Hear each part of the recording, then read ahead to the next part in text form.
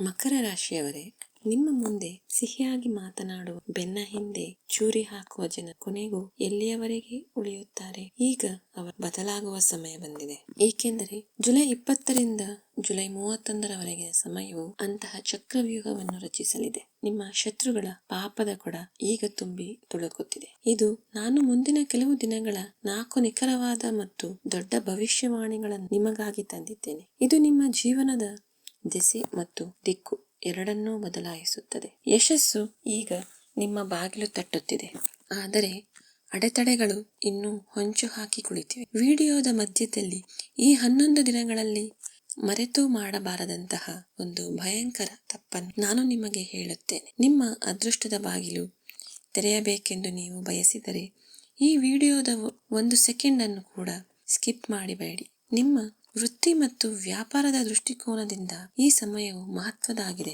ಕಳೆದ ಕೆಲವು ಸಮಯದಿಂದ ನೀವು ನಿಮ್ಮ ಕೆಲಸದ ಸ್ಥಳದಲ್ಲಿ ಒತ್ತಡವನ್ನು ಅನುಭವಿಸುತ್ತಿದ್ದೀರಿ ಮತ್ತು ನಿಮ್ಮಲ್ಲಿ ಅನೇಕರು ಯಾವುದೇ ಪಿತೂರಿಗೆ ಬಲಿಯಾಗಿದ್ದೀರಿ. ಸಣ್ಣ ತಪ್ಪುಗಳನ್ನು ದೊಡ್ಡದಾಗಿ ಬಿಂಬಿಸಲಾಗುತ್ತಿದೆ ಮತ್ತು ಬೆನ್ನ ಹಿಂದೆ ವದಂತಿಗಳನ್ನು ಹರಡಲಾಗುತ್ತಿದೆ ಎಂದು ತೋರುತ್ತದೆ. ಜುಲೈ 21ರಿಂದ ಗ್ರಹಗಳ ಸ್ಥಾನವು ಬದಲಾಗುತ್ತಿದೆ. ನಿಮ್ಮ 6ನೇ ಮನೆಯಲ್ಲಿ ಬುಧ ಮತ್ತು ಸೂರ್ಯ ಸೇರಿ ಸರಳ ಯೋಗ ಎಂಬ ಶಕ್ತಿಯು ವಿಪರೀತ ರಾಜಯೋಗವನ್ನು ನಿರ್ಮಿಸಿದ್ದಾರೆ. 6ನೇ ಮನೆಯ ಸೂರ್ಯನು ಶತ್ರುನಾಶನಾಗಿರುತ್ತಾನೆ. ಜುಲೈ 23ರ ನಂತರ ಬುಧನ ಸ್ಥಿತಿ ಸುಧಾರಿಸಿದ ತಕ್ಷಣ ನಿಮ್ಮ ಬಾಸ್ ಮತ್ತು ಹಿರಿಯ ಅಧಿಕಾರಿಗಳು ನಿಮ್ಮ ಪರವಾಗಿ ಬರುತ್ತಾರೆ. ಸ್ಥಗಿತಗೊಂಡ ಕಾಗದದಲ್ಲಿ ಕೆಲಸಗಳು ಮತ್ತು ಬುದ್ಧಿಯು ಜುಲೈ 23ರ ನಂತರ ಮುಂದಕ್ಕೆ ಸಾಗುತ್ತದೆ. ವ್ಯಾಪಾರದಲ್ಲಿ ಇರುವವರ 7ನೇ ಮನೆಯಲ್ಲಿ ದೇವಗುರು ಬೃಹಸ್ಪತಿಯು ಉಚ್ಚ ಸ್ಥಿತಿಯಲ್ಲಿ ಕುಳಿತು ಹಂಸ ಪಂಚ ಮಹಾಪುರುಷ ಯೋಗವನ್ನು ರೂಪಿಸುತ್ತಾರೆ.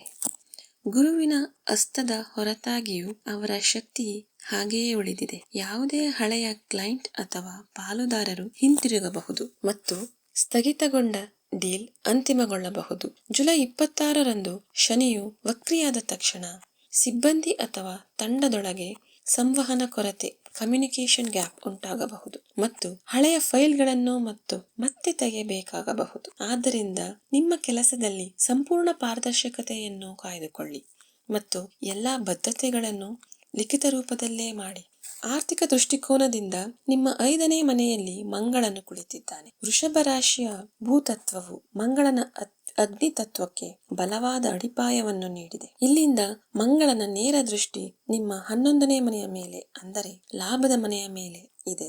ಇದರ ನೇರ ಅರ್ಥವೇನೆಂದರೆ ರಿಯಲ್ ಎಸ್ಟೇಟ್, ಆಸ್ತಿ ಅಥವಾ ಭೂಮಿಗೆ ಸಂಬಂಧಿಸಿದ ವಿಷಯಗಳಲ್ಲಿ ನಿಮಗೆ ಇದ್ದಕ್ಕಿದ್ದಂತೆ ಆರ್ಥಿಕ ಲಾಭವಾಗಬಹುದು. ನಿಮ್ಮ 2ನೇ ಮನೆಯಲ್ಲಿ ಕುಂಭರಾಶಿಯೊಳಗೆ ರಾಹು ಕುಳಿತಿದ್ದಾನೆ. ಕುಂಭರಾಶಿಯ ಸ್ಥಿರ ಗಾಳಿಯೊಂದಿಗೆ ಸೇರಿ ರಾಹು ಈ ಸಮಯದಲ್ಲಿ ಶಾರ್ಟ್ಕಟ್ಗಳ ಮೂಲಕ ಹಣ ಗಳಿಸುವ ಆಮಿಷವನ್ನು ನಿಮಗೆ ಒಡ್ಡಬಹುದು. ಜುಲೈ 21ರಿಂದ 31ರ ನಡುವೆ ಮೋಸಗೊಳಿಸುವ ಆಫರ್ಗಳು, ಯಾವುದೇ ವದಂತಿಯನ್ನು ನಂಬಿ ಆರ್ಥಿಕ ನಿರ್ಧಾರವನ್ನು ತೆಗೆದುಕೊಳ್ಳುವುದನ್ನು ನಿಮಗೆ ನಷ್ಟವನ್ನು ಉಂಟು ಮಾಡಬಹುದು. ಜುಲೈ 23ರ ನಂತರ ನಿಮ್ಮ ಸಿಲುಕಿಕೊಂಡಿದ್ದ ಹಣ, ಲಿಕ್ವಿಡ್ ಕ್ಯಾಶ್ ಮತ್ತು ಬಾಕಿ ಇರುವ ಕಮಿಷನ್ಗಳನ್ನು ಮರಳಿ ಪಡೆಯುವ ಬಲವಾದ ಯೋಗಗಳಿವೆ. ಸಂಪತ್ತಿನ ಮನೆಯಲ್ಲಿರುವ ರಾಹುವು ಮಾತನ್ನು ಆಕ್ರಮಣಕಾರಿಯನ್ನಾಗಿ ಮಾಡುತ್ತಾನೆ. ಆದ್ದರಿಂದ ರಾಹುವನ್ನು ಶಾಂತವಾಗಿಡಲು ನಿಮ್ಮ ಮಾತಿನ ಮೇಲೆ ನಿಯಂತ್ರಣವಿರಲಿ. ವಿವಾದಾತ್ಮಕ ಭಾಷೆಯು ನಿಮ್ಮ ನಗದು ಹರಿವಿನ ಮೇಲೆ ನೇರ ಪರಿಣಾಮ ಬೀರುತ್ತದೆ. ಪ್ರೀತಿಯ ಜೀವನ ಮತ್ತು ವೈವಾಹಿಕ ಜೀವನದ ಬಗ್ಗೆ ಮಾತನಾಡುವುದಾದರೆ, ಅವಿವಾಹಿತರಿಗೆ, ಅನ್ಮ್ಯಾರಿಡ್ ಇವರಿಗೆ 7ನೇ ಮನೆಯಲ್ಲಿರುವ ಉಚ್ಚ ಗುರು ಉತ್ತಮ ಸಂಬಂಧಗಳನ್ನು ತರುತ್ತಿದ್ದಾನೆ. ಪ್ರೇಮ ವಿವಾಹಕ್ಕೆ ಶುಕ್ರನ ರಾಜಯೋಗವು ಸಹಾಯವಾಗುತ್ತಿದೆ. ಗುರುವಿನ ಹಸ್ತದ ಕಾರಣ ಮಾತುಕತೆಗಳು ಖಚಿತವಾಗಲು ಆಗಸ್ಟ್ ವರೆಗೆ ಸಮಯ ತೆಗೆದುಕೊಳ್ಳಬಹುದು. ಆದ್ದರಿಂದ ತಾಳ್ಮೆಯಿಂದಿರಿ. ವಿವಾಹಿತರಿಗೆ ಜುಲೈ 16ರಂದು ಸೂರ್ಯನು ಕರ್ಕಾಟಕ ರಾಶಿಗೆ, ಅಂದರೆ 7ನೇ ಮನೆಗೆ ಪ್ರವೇಶಿಸಿದ್ದಾನೆ. ಅಗ್ನಿ ಮತ್ತು ನೀರಿನ ಈ ಸಂಗಮವು ಸಂಗಾತಿಯ ನಡವಳಿಕೆಯಲ್ಲಿ ಬದಲಾವಣೆಯನ್ನು ತರುತ್ತದೆ. ಅವರಲ್ಲಿ ಜ್ಞಾನವನ್ನು ನೀಡುವ ಪ್ರವೃತ್ತಿ ಮತ್ತು ಬಾಸ್ನಂತಹ ವರ್ತನೆ, ಬಾಸಿ ಆಟಿಟ್ಯೂಡ್ ಹೆಚ್ಚಾಗಬಹುದು. 12ನೇ ಮನೆಯಲ್ಲಿ ಸಪ್ತಮಾಧಿಪತಿ ಚಂದ್ರನ ಸಂಚಾರದಿಂದಾಗಿ ಸೈದ್ಧಾಂತಿಕ ಭಿನ್ನಾಭಿಪ್ರಾಯಗಳು ಹೆಚ್ಚಾಗಬಹುದು. ನಿಮ್ಮ ಸಂಬಂಧದಲ್ಲಿ ಈಗಾಗಲೇ ಉದ್ವಿಗ್ನತೆ ಇದ್ದರೆ ಈ ಸಮಯದಲ್ಲಿ ಎದುರಿನವರ ಕಡೆಯಿಂದ ಪ್ಯಾಚಪ್ಗೆ ಉಪಕ್ರಮವಿರಬಹುದು. ಈ ಸಮಯದಲ್ಲಿ ನಿಮ್ಮ ಅಹಂಕಾರವನ್ನು ಬದಿಗಿಟ್ಟು ಶಾಂತಿಯಿಂದ ಕೆಲಸ ಮಾಡಿ ಮತ್ತು ಅನಗತ್ಯ ವಾದಗಳನ್ನು ತಪ್ಪಿಸಿ. ಕೌಟುಂಬಿಕ ವಿಷಯಗಳಲ್ಲಿ ಶನಿಯ ದೃಷ್ಟಿ ಮತ್ತು ಮಂಗಳನ ಪ್ರಭಾವದಿಂದಾಗಿ ವಿವಾದಗಳನ್ನು ಪರಿಹರಿಸುವಲ್ಲಿ ನಿಮ್ಮ ಮಧ್ಯಸ್ಥಿಕೆಯು ಕೆಲಸ ಮಾಡುವುದಿಲ್ಲ. ಜುಲೈ 21ರಿಂದ 31ರ ನಡುವೆ ನೀವು ಯಾವುದೇ ಹಳೆಯ ವಿವಾದದಲ್ಲಿ ಮಾತನಾಡಲು ಪ್ರಯತ್ನಿಸಿದರೆ ನಿಮ್ಮ ಮಾತುಗಳನ್ನು ತಪ್ಪಾಗಿ ಅರ್ಥೈಸಿಕೊಳ್ಳಬಹುದು. 3ನೇ ಮನೆಯಲ್ಲಿ ಕುಳಿತಿರುವ ಶನಿಯು ಈ ಸಮಯದಲ್ಲಿ ನಿಮ್ಮ ಗಮನವು ಕಿರಿಯ ಒಡಹುಟ್ಟಿದವರು ಅಥವಾ ಸ್ನೇಹಿತರ ಮೇಲೆ ಇರುತ್ತದೆ ಎಂದು ಸೂಚಿಸುತ್ತಿದ್ದಾನೆ. ಅವರ ಮನೆಯಲ್ಲಿ ಯಾವುದಾದರೂ ಜವಾಬ್ದಾರಿ ಬರಬಹುದು. ಅಲ್ಲಿ ನೀವು ನಿಮ್ಮ ಸಮಯ ಮತ್ತು ಹಣವನ್ನು ಖರ್ಚು ಮಾಡಬೇಕಾಗ ಇದು ನಿಮಗೆ ವೈಯಕ್ತಿಕ ಲಾಭವನ್ನು ಪರ್ಸನಲ್ ಪ್ರಾಫಿಟ್ ತರುವುದಿಲ್ಲ, ಆದರೆ ಅವರಿಗೆ ಸಹಾಯವಾಗುತ್ತದೆ. ಕುಟುಂಬದ ಪ್ರಮುಖ ನಿರ್ಧಾರಗಳಲ್ಲಿ ಮೌನವಾಗಿರುವುದು ನಿಮಗೆ ಸೂಕ್ತವಾಗಿದೆ. ಆರೋಗ್ಯದ ದೃಷ್ಟಿಕೋನದಿಂದ ಎಚ್ಚರಿಕೆ ಅಗತ್ಯ. ನಿಮ್ಮ 8ನೇ ಮನೆಯಲ್ಲಿ ಕೇತು ಮತ್ತು ಶುಕ್ರ ಕುಳಿತಿದ್ದಾರೆ. ಅಗ್ನಿ ಮತ್ತು ನೀರಿನ ಈ ಸ್ಥಿತಿಯು ನೀವು ನಿರ್ಲಕ್ಷಿಸುತ್ತಿದ್ದ ಯಾವುದಾದರೂ ಗುಪ್ತ ರೋಗವನ್ನು ಹೊರತರಬಹುದು. ವಿಶೇಷವಾಗಿ ಕಣ್ಣು, ಮೂಳೆ ಸಂಬಂಧಿತ ಮತ್ತು ಹೊಟ್ಟೆಗೆ ಸಂಬಂಧಿಸಿದ ಸಮಸ್ಯೆಗಳ ಬಗ್ಗೆ ಗಮನ ಹರಿಸಿ. ಜುಲೈ 23, 24 ಮತ್ತು 25ರಂದು ಚಂದ್ರನು ದುರ್ಬಲ ಸ್ಥಿತಿಯಲ್ಲಿ ಸಂಚರಿಸುತ್ತಾನೆ. ಇದರ ಪ್ರಭಾವವು ನಿಮ್ಮ ಮನಸ್ಸಿನ ಮೇಲೆ ಬೀಳುತ್ತದೆ. ರಾತ್ರಿಯ ನಿದ್ದೆ ಕೆಡುವುದು ಅಥವಾ ಆತಂಕ ಉಂಟಾಗುವುದು ಸಾಧ್ಯ.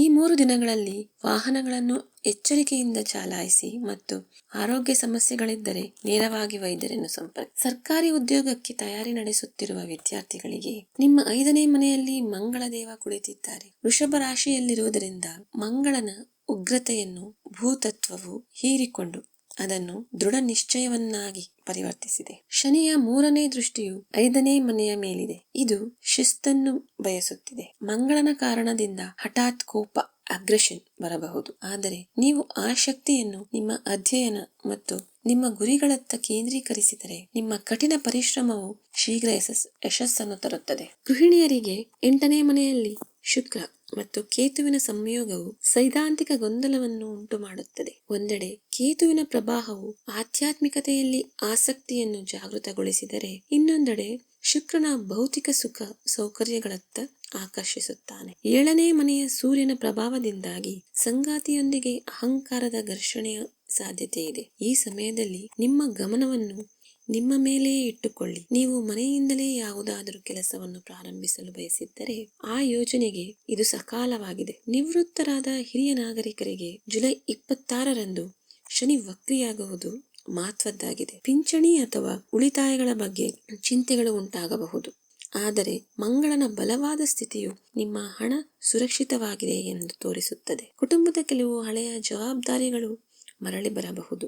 ಅಲ್ಲಿ ನಿಮ್ಮ ಮಾರ್ಗದರ್ಶನ ಅಗತ್ಯವಿರುತ್ತದೆ. ಪ್ರಯಾಣದ ಸಂದರ್ಭದಲ್ಲಿ ರಾಹು ಮತ್ತು ಕೇತುವಿನ ಅಕ್ಷ ಹಾಗೂ 12ನೇ ಮನೆಯ ಮೇಲೆ ಶನಿಯ 10ನೇ ದೃಷ್ಟಿಯು ಜನ್ಮಸ್ಥಳದಿಂದ ದೂರ ಹೋಗುವ ಯೋಗವನ್ನು ನಿರ್ಮಿಸುತ್ತಿದೆ. ವಿದೇಶಕ್ಕೆ ಹೋಗಲು ವೀಸಕ್ಕಾಗಿ ಕಾಯುತ್ತಿರುವವರಿಗೆ ಜುಲೈ 23ರ ನಂತರ ಪ್ರಕ್ರಿಯೆಯು ವೇಗವಾಗಿ ಸಾಗುತ್ತದೆ. ಕೆಲಸದ ನಿಮಿತ್ತ ಪ್ರಯಾಣವಿರುತ್ತದೆ. ಸಂಪೂರ್ಣ ಪ್ರಾಮಾಣಿಕತೆಯನ್ನು ಕಾಪಾಡಿಕೊಳ್ಳಿ ಮತ್ತು ಯಾವುದೇ ಮೋಸಗೊಳಿಸುವ ದಾಖಲೆಗಳನ್ನು ಬಳಸಬೇಡಿ. ಹಠಾತ್ ಸಣ್ಣ ಪ್ರಯಾಣಗಳು ಲಾಭದಾಯಕವೆಂದು ಸಾಬೀತಾಗುತ್ತದೆ. ಮಾನಸಿಕ ಶಾಂತಿಗಾಗಿ ಶನಿಯ 7ನೇ ದೃಷ್ಟಿಯು ನಿಮ್ಮ 9ನೇ ಮನೆಯ ಮೇಲಿದೆ.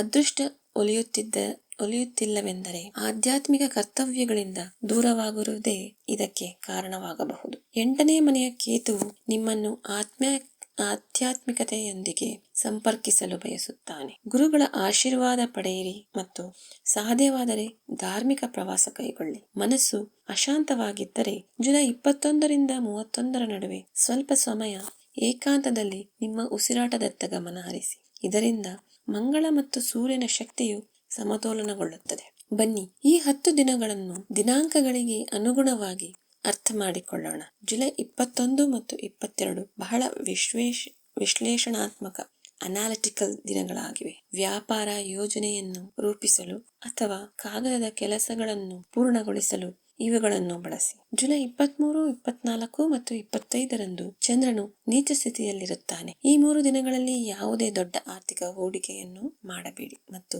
ಸಂಗಾತಿಯೊಂದಿಗೆ ಗಂಭೀರ ವಾದ ವಿವಾದಗಳನ್ನು ತಪ್ಪಿಸಿ. ಜುಲೈ 26ರಂದು ಶನಿಯು ವಕ್ರಿಯಾಗುತ್ತಿದ್ದಾನೆ. ಕಚೇರಿಯಲ್ಲಿ ಕೆಲಸದ ಒತ್ತಡ ಹೆಚ್ಚಾಗುತ್ತದೆ ಮತ್ತು ಹಳೆಯ ಫೈಲ್ಗಳು ತೆರೆದುಕೊಳ್ಳುತ್ತಿವೆ.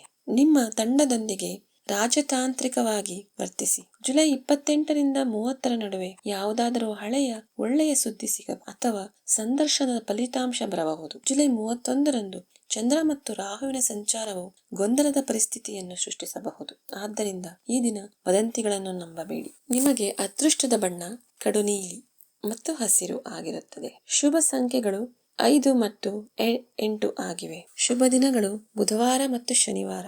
ವಾಸ್ತು ಪ್ರಕಾರ ಮನೆ ಅಥವಾ ಕಚೇರಿಯ ವಾಯುವ್ಯ ನಾರ್ತ್ ವೆಸ್ಟ್ ದಿಕ್ಕನ್ನು ಸ್ವಚ್ಛವಾಗಿಡಿ ಮತ್ತು ಸಾಧ್ಯವಾದರೆ ಅಲ್ಲಿ ಒಂದು ಸಣ್ಣ ಒಳಾಂಗಣ ನೀರಿನ ಕಾರಂಜಿಯನ್ನು ಇಂಡೋರ್ ವಾಟರ್ ಫೌಂಟೇನ್ ಅಳವಡಿಸಿ. ಇದು ನಿಮ್ಮ ವೃತ್ತಿಪರ ಸಂಬಂಧಗಳನ್ನು ಬಲಪಡಿಸುತ್ತದೆ.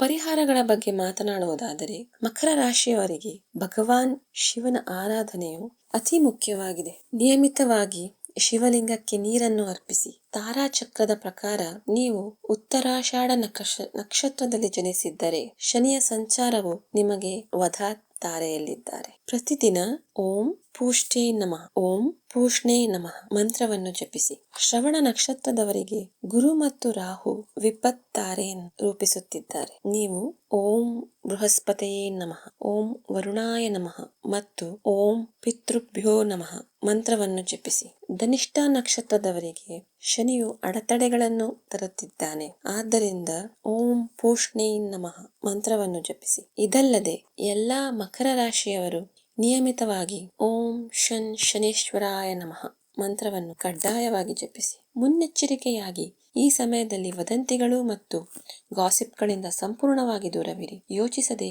ತಿಳಿಯದೆ ಇತರರ ಮಾತುಗಳನ್ನು ಕೇಳಿ ನಿಮ್ಮ ಹಣ ಅಥವಾ ಸಂಬಂಧವನ್ನು ಪಣಕ್ಕಿಡುವುದು ಹಾನಿಕಾರಕವಾಗಬಹುದು.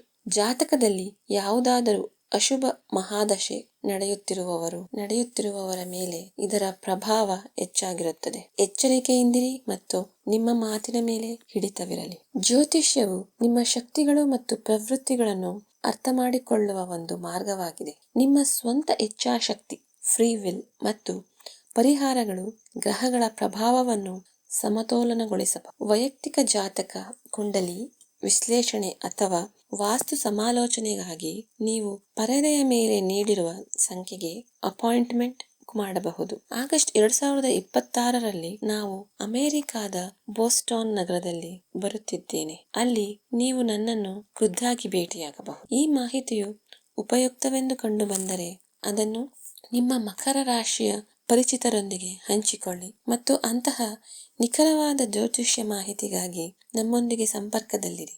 ಭಗವಾನ್ ಶಿವನು ನಿಮ್ಮೆಲ್ಲರಿಗೂ ಒಳಿತನ್ನು ಕರುಣಿಸಲಿ.